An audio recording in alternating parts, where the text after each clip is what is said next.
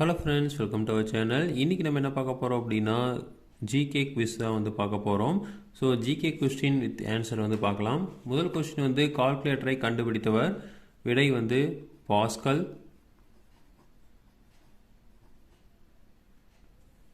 அடுத்தது இந்தியாவில் மட்டும் காணப்படும் விலங்கு. ஸோ இந்தியாவில் மட்டும் என்ன இருக்குது அப்படின்னு பார்த்தீங்கன்னா நீலகிரி தாகர் மான் அப்படிங்கிறது தான் வந்து இருக்குது.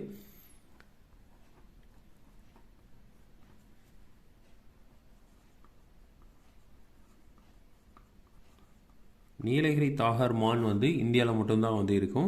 அடுத்தது வந்து எந்த நாட்டு மக்கள் வந்து அதிகமாக வந்து தேநீர் குடிக்கிறாங்க அப்படின்னா விடை வந்து இந்தியா. இந்திய நாட்டு மக்கள் தான் பார்த்தீங்க அப்படின்னா அதிகமாக வந்து தேநீர் வந்து டீ வந்து குடிக்கிறாங்க. அடுத்தது வந்து பூமியிலிருந்து பார்க்கக்கூடிய பிரகாசமான கிரகம் எது அப்படின்னா அதுக்கு ஆன்சர் பார்த்தீங்க அப்படின்னா வீனஸ், அதாவது வெள்ளி. வீனஸ்ன்னு சொல்லுவோம். ஸோ வெள்ளி கிரகத்தை தான் பார்த்திங்க அப்படின்னா நம்ம வந்து வீனஸ் அப்படின்னு சொல்லுவோம். ஸோ வெள்ளி தான் வந்து நம்ம பூமியிலேருந்து பார்க்குறப்போ ரொம்ப பிரகாசமாக தெரியும். அடுத்தது வந்து தொட்டவுடன் இறக்கும் பறவை என்ன பறவை வந்து தொட்டோன்னு இறந்துரும்னு பார்த்தீங்க அப்படின்னா டைட்டோனி பறவை தான் வந்து பார்த்திங்க அப்படின்னா தொட்டோன்னு இறந்துரும். ஸோ டைட்டோனி பறவை வந்து தொட்டவனை இறந்துடும். அடுத்த கொஸ்டின் வந்து இந்தியாவில் எந்த மாநிலத்தில் நிலக்கரி வந்து காணப்படுகிறது? ஸோ நிலக்கரி பார்த்திங்க அப்படின்னா நமக்கு வந்து எங்கே அதிகமாக இருக்கும் அப்படின்னா ஜார்க்கண்டில் தான் வந்து காணப்படுது. ஸோ ஜார்க்கண்டில் தான் வந்து நிலக்கரி இருக்குது. அடுத்தது பார்த்திங்க அப்படின்னா உலகில் மிகப்பெரிய இராணுவத்தை கொண்ட நாடு எதுன்னு பார்த்திங்க அப்படின்னா சீனா. ஸோ சீனாவில் தான் வந்து அதிக பெரிய ஒரு இராணுவம் இருக்குது. அடுத்தது வந்து உலகில் மிகப்பெரிய உப்பு ஏரி எந்த நாட்டில் உள்ளது? ஸோ எந்த நாட்டில் வந்து உப்பு ஏரி இருக்குது அப்படின்னு பார்த்தீங்க அப்படின்னா ரஷ்யாவில் தான் வந்து உப்பு ஏரி வந்து பெரிய ஏரி வந்து இருக்குது. அடுத்தது வந்து உலகில் அதிக விலை கொண்ட விலங்கு எது? ஸோ எந்த விலங்கு பார்த்தீங்க அப்படின்னா அதிக விலை இருக்கும் அப்படின்னா பந்தய குதிரை தான் பார்த்தீங்க அப்படின்னா நம்ம வந்து ரொம்ப அதிகமான விலை கொண்டது.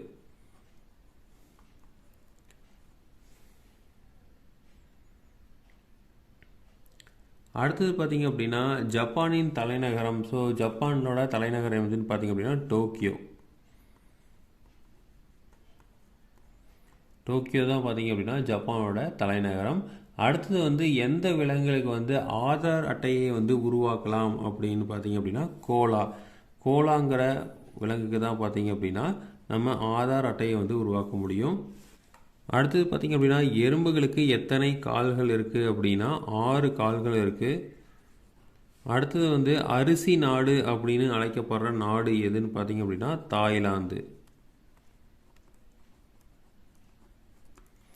தாய்லாந்து தான் வந்து நம்ம அரிசி நாடு அப்படின்னு அழைக்கிறோம். அடுத்தது வந்து முயல் வந்து எந்த நாட்டோட தேசிய விலங்குனா நார்வே நாட்டோட தேசிய விலங்கு தான் பார்த்திங்க அப்படின்னா இந்த முயல். அடுத்தது பார்த்திங்க அப்படின்னா இந்தியாவின் தேசிய வாக்கியம் வந்து என்ன அப்படின்னா சத்தியமேவ ஜெயதே அப்படிங்கிறது தான் வந்து இந்தியாவோட தேசிய வாக்கியம்.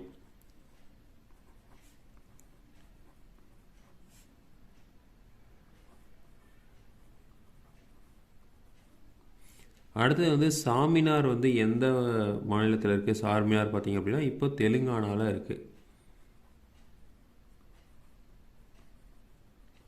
அடுத்து வந்து எந்த மாநிலத்தில் வந்து பெண்கள் வந்து அதிகமாக படிச்சிருக்காங்க அப்படின்னா கேரளாவில் தான் வந்து அதிகமாக வந்து பெண்கள் வந்து படிச்சிருக்காங்க.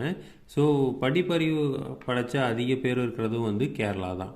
அடுத்து வந்து இந்தியாவோட தேசிய நிறம் என்ன அப்படிங்கிறதான். ஸோ இந்தியாவில் வந்து நமக்கு நிறைய தேசிய இது இருக்கும். ஸோ இதில் வந்து தேசிய நிறம் பார்த்திங்க அப்படின்னா குங்குமப்பூ நிறம்.